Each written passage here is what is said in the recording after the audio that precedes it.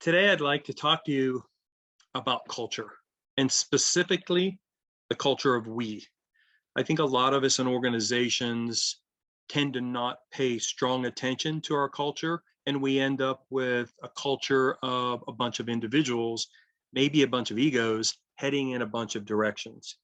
And to be successful, have more fun, to get more done, we need to work together. We need to row together.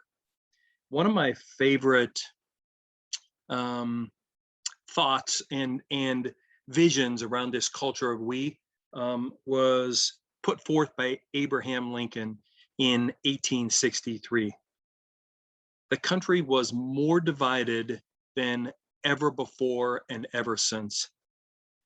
And Lincoln, on the train to Gettysburg, was trying to figure out what he wanted to talk about. And his Gettysburg Address, he wrote 10 sentences. And in those 10 sentences, he used the word we 10 times. He was trying to pull the country together, not further divide the country. And when you look at your organization, and I'm not suggesting you're divided like we were in the Civil War at all, but I am suggesting that it's easy for us to be fractured and heading in different directions, and therefore not growing and rowing together. And I would encourage you to take kind of a three-step process to this. One is, if you haven't been talking about this with your team, it's going to come kind of as a surprise to them. So I think you ought to call a meeting, meet with everybody together as a whole. There might be some grumbling, there might be some mistrust around it, but you got to start somewhere. And I think you start in that meeting by acknowledging where you've been. And you talk about painting a path forward to where you want to go. Not I want to go here, but we want to go here. Okay.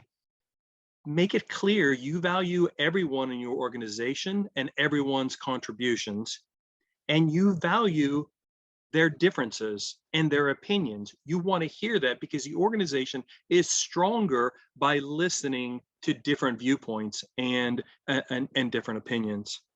And then end the meeting with you committing as an organization, we are charting a new path forward and building this culture of we. Then step two, I would encourage you now to meet with every member of your team one-on-one. Because now in an individual setting, you can have more intimate conversations and share more realness about and understand whether they think this is doable, achievable, whether they're cynical about it, and you'll get a really good feel of how close to this culture of we you are in those individual meetings. And I would, again, express the same thing. I'd ask them for their input and take notes, okay? Because what you're going to want to do in step three is pull those notes together, share them back with the company as a whole.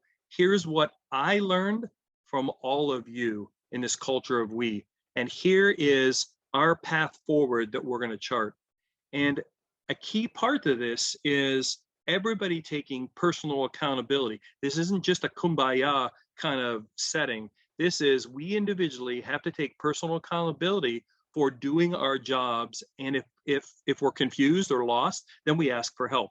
And if everybody in the organization does that, then the organization begins to hum better and better as this culture of we, okay? So as you do that, then you meet with everybody individually, like we talked about, and then you collect your notes and lay out your plan forward for the organization. And then the key to this is everybody from little kids to our family to your organization. It isn't about what words you say, it's about what actions you take. So make sure that you're ready and prepared to take action to be a we, not an I.